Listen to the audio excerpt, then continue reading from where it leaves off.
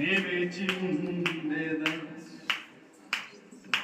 ఈ లోకంలో నువ్వు ఏది సంపాదించుకున్నా అది కొంతకాలం సంతృప్తినిస్తుంది, కానీ దేవుని సన్నిధిలో మాత్రం ఒక్క దినం గడుపుతారు 1000 దినాల కంటే శ్రేష్టం కనుక దేవుని మనం ఒక దినం దేవుని సన్నిధి పోగొట్టుకొస్తే ఒక రోజున లెక్క చెప్పాలి.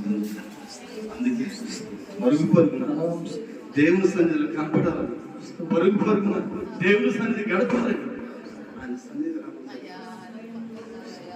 దుష్టుడు ఆశ చూపిస్తాడు. ఏమైతే ఏం కాదు, ఇంకొక దినం పోవచ్చు అని చెప్పి నిన్ను ప్రేరేపిస్తాడు. కానీ వాడి మాత్రం వాడి మాట మనం లక్ష్య పెడతాం. మన ప్రభువు మాటను మనం లక్ష్య పెడతారు. దినం బిడ్డారు, ఒక దినం మనం పోగొట్టుకుంటే దినం చాలా విలువైంది, చాలా విలువైంది. దేవుడు బిడ్డారా, దేవుడు ఎదురు చూస్తున్నాడు. నా బిడ్డలు తప్పిపోతున్నారా, నా బిడ్డలు నా చెయ్యి విడిచి వెళ్ళిపోతున్నారా అని చెప్పి ఇజ్రాయేల్ ప్రజలు మందుల కాసిండు ఆయన. ఇజ్రాయేల్ ప్రజలు దేవుడు కానానికి చేర్చడానికి ఒక మేఘాన్ని సిద్ధపరిచాడు దేవుడు. వారికి ఏ ఎండ తగలకుండా, వాళ్ళ పాదాలు చిన్నగలకుండా దేవుడు వారిని నడిపించడానికి ఎంతో ప్రయాసపడ్డాడు. దేవశాఖను మోషని ఏర్పాటు చేసుకున్నాడు.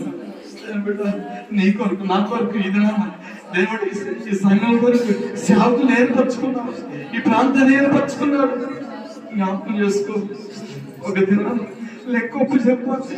ఒక దినాన్ని దేవుడు ఎదురు నిలబడాలి. తీర్పు దినంలో మనకు ఉందని మనం జ్ఞాపకం చేసుకోవాలి.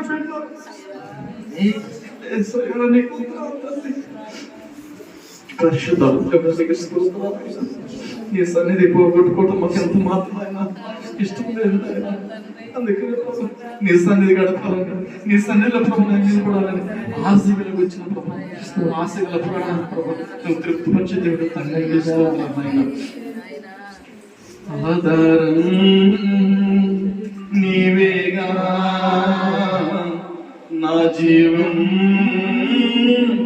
నీ కృపలోనేగా. ఆధారం